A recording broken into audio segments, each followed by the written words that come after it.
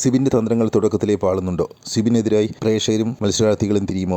അതെ, വൈൽഡ്കാർഡായി വന്ന് ഒരാഴ്ച കൊണ്ട് തന്നെ മത്സരാർത്ഥികളിൽ നല്ല ശതമാനവും ബഹുമാനം കൊടുത്ത സിബിൻ ഇന്നലെ കുടുംബവിശേഷം പുറത്ത് പൂജയോടും ഋഷിയോടും പറഞ്ഞത് ബിഗ് ബോസ് എയർ ചെയ്തപ്പോഴും ഇന്ന് ജാസ്മിനെ മോശമായി ആംഗ്യം കാണിച്ചപ്പോഴും സിബിന് പാളിച്ചകൾ പറ്റിയെന്ന് പറയാതെ വയ്യ. ജാസ്മിൻ വിഷയത്തിൽ പവർ ടീം ഒരു ചെറിയ ശിക്ഷയിൽ സിബിനെ രക്ഷിക്കാൻ ശ്രമിച്ചു എങ്കിലും ജാസ്മിന്റെ തന്ത്രപരമായ നീക്കം കാരണം അത് നടന്നില്ല. സിബിൻ കുറ്റം സമ്മതിക്കുകയും ജാസ്മിൻ പറയുന്ന ഏത് ശിക്ഷയും സ്വീകരിക്കാമെന്ന് പറഞ്ഞപ്പോഴും ജാസ്മിൻ ആ മീറ്റിംഗിൽ പോലും പങ്കെടുക്കാതെ വിഷയം ലാലേട്ടന് വിടുകയാണ് ചെയ്തത്. കഴിഞ്ഞ ആഴ്ച ലാലേട്ടൻ വന്ന എപ്പിസോഡുകളിൽ ജാസ്മിനും ഗബ്രിയും മൊത്തം നെഗറ്റീവ് ആയിരുന്നു. ഇപ്പോൾ അത് കുറച്ചെങ്കിലും മാറ്റുവാൻ ജാസ്മിന് നല്ല ഒരു അവസരം കിട്ടിയിരിക്കുകയാണ്. പവർ ടീമിൽ ഉണ്ടായിരുന്നവരോട് സിബിൻ പറയുന്നുണ്ട്, നിങ്ങൾ എല്ലാവരും എനിക്കെതിരാണ് എന്ന് ജാസ്മിൻ, ഗബ്രി തുടങ്ങിയവർക്ക് തോന്നാവൂ എന്നും, അല്ലെങ്കിൽ തന്റെ കയ്യിൽ നിന്നും പറ്റിയ അബദ്ധം പറഞ്ഞ് അവർ മുതലെടുക്കുമെന്നും. സിബിന് അവിടെയുള്ള കുറച്ച് കണ്ടസ്റ്റൻസിനെ കളിപ്പിക്കാൻ പറ്റുമായിരിക്കാം, പക്ഷേ അവർ സംസാരിക്കുന്നത് ലൈവായി ടെലികാസ്റ്റ് ചെയ്യുക വഴി പ്രേക്ഷകർ എല്ലാം അവരുടെ അൺഫെയർ ഗെയിം കണ്ടുകൊണ്ടാണ് ഇരിക്കുന്നത്. അതോടൊപ്പം ജാൻമണി പറയുന്നത് ജാസ്മിനോട് തെറ്റ് ചെയ്യുന്നു എന്ന് പറയരുത്, മോശം ആംഗ്യം കാണിക്കുക വഴി പ്രേക്ഷകരോടും മറ്റ് മത്സരാർത്ഥികളോടും എല്ലാം ആണ് സിബിൻ മോശമായി പെരുമാറിയിരിക്കുന്നതെന്നും.